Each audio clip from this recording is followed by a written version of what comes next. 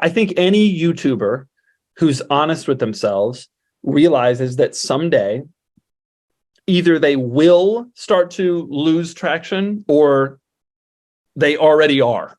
You know, I think that every real YouTuber is sitting there thinking about that. And I think there are some who have their head in the sand and say that it'll never happen to them, but they're wrong.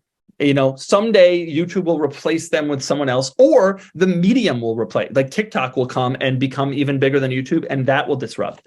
And so over the years, I had really been thinking about that, especially as my audience grew, and I couldn't stop thinking, hey, I need to take this audience and do something with them that I have more control of, rather than the YouTube algorithm is sort of like running the show behind the scenes, and my whole life is based on this algorithm that I don't understand. And so the concept of a car auction site sort of hit me for a lot of reasons. I think it's sort of a lot in a lot of ways the future of this business, especially for enthusiast cars.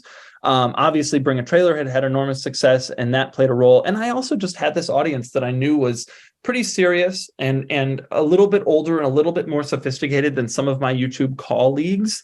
And I thought that maybe I could bring them into a position of, you know, here's a marketplace where we can buy and sell cars.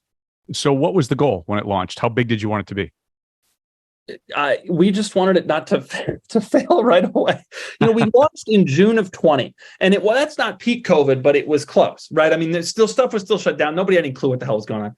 And so we thought it was going to fail. I mean, nobody knew it was going to happen. The economy was sort of tanking or not tanking, or it had already sort of come back, but no one really knew what the next step was, and everybody was scared. And so we really thought failure was going to happen. And then what ended up actually happening was we launched into like the greatest car market in the entire history of the automobile. Yeah, timing was everything on that one. It worked out okay, but you know, and it looks like we're brilliant.